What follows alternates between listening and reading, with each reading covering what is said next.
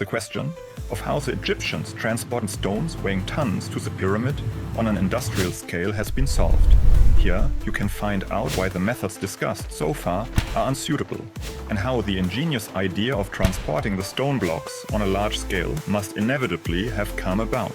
For centuries, scholars have been captivated by the enigma of how the ancient Egyptians managed to transport the colossal stones that formed the magnificent pyramids, monoliths that defied the imagination and weighed several tons each. These stones, each one a daunting 1.5 tons or more, could not be simply pushed, nor could they be lifted by human hands alone.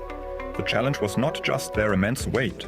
Even if every man summoned his strength, there was simply no room for enough hands to grasp the stone. A crowd of 20 men would be needed, each lifting a staggering 75 kilograms, just to inch one of these stones forward. But such a feat was not one of brute force alone.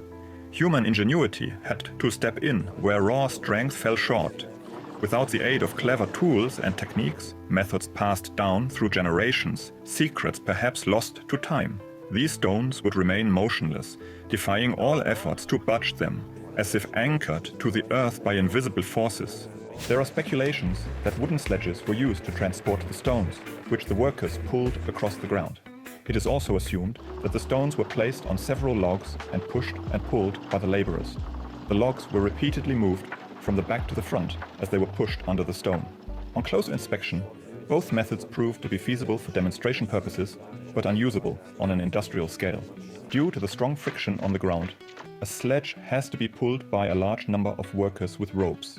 The maximum pulling force of one person is about 500 newtons of force, about 50 kilograms. In addition to the weight of the sledge itself, more than 40 men per ibex would certainly be needed to pull it uphill. In addition, the workers need space between them and distance from the sledge to be able to pull effectively.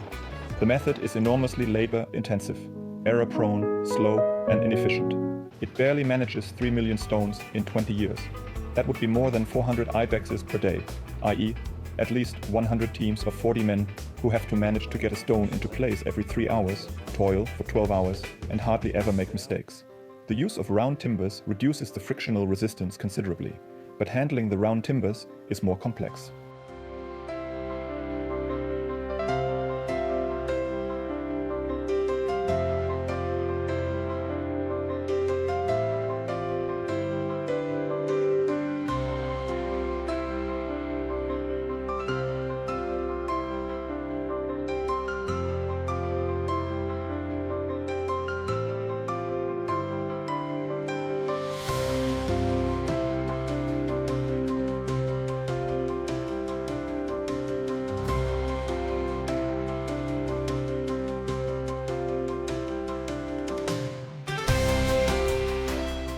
In addition, the stone and road must be extremely smooth, because if they are uneven, the logs will remain under the stone and shift uncontrollably, or roll into hollows and lose contact with the stone. There must be no coarse dirt or stones in the track, otherwise the bars will get stuck immediately. In addition, a high degree of precision is required in the production of the logs, as the Egyptians would not have been able to produce logs in the same way as we can buy them in DIY stores today. There was no lathe yet. If the logs are not properly round and do not have exactly the same diameter everywhere, they will also get stuck or slip. The two methods mentioned therefore work for demonstration purposes, but not on an industrial scale. Now, there is no concrete indication of the method that was used, as the Egyptians left no concrete records here, and from the fact that no wheels are shown in the records left behind at this time, researchers conclude that the wheel had not yet been invented. So I have a theory as to how the Egyptians moved the stones without the use of a lot of labor and were able to move them around tight corners. They didn't need to know how to use a wheel, but the method could certainly be seen as a precursor to the wheel. The observation that round timbers could be rolled could have led to the idea of making the stone blocks rounder so that they could be rolled. And to achieve this, the Egyptians probably first added additional wooden planks to the flat sides of the stones and wrapped ropes around the stones with the planks to fix them in place and make them even rounder. The stones can now be rolled more easily as the flat sides no longer interfere. The excessive wear and tear on the ropes and the slippage of the wood would be a problem here, and the shape is not even enough so that the stone does not run straight. The Egyptians will therefore have developed this method further.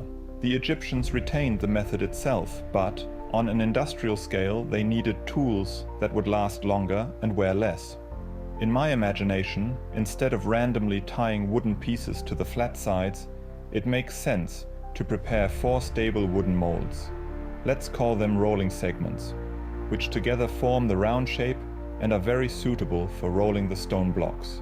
The wooden molds themselves are again secured with ropes, but this time they lie in grooves prepared for this purpose and therefore hardly wear out.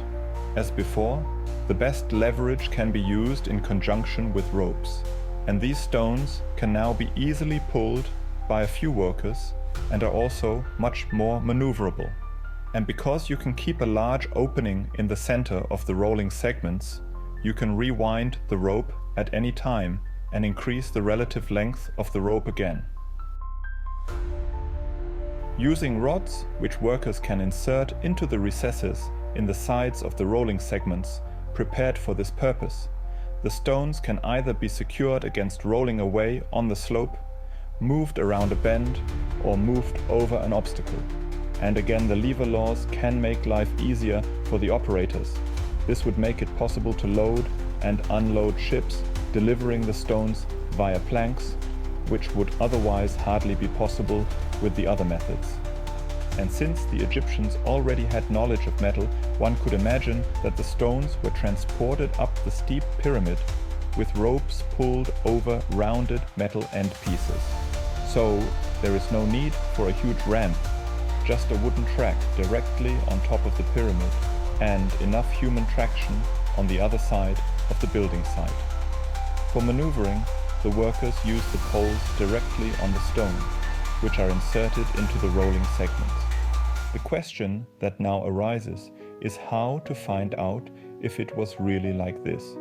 Finding a rolling segment could be a clue, but whether someone has already noticed it would have to be checked.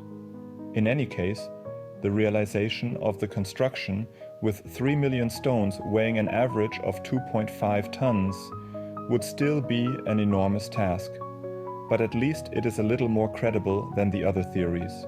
That's it for now. Thank you so much for your interest. I truly appreciate it. I'm really looking forward to welcoming you back to my channel in the future. Take care and see you next time. yWild.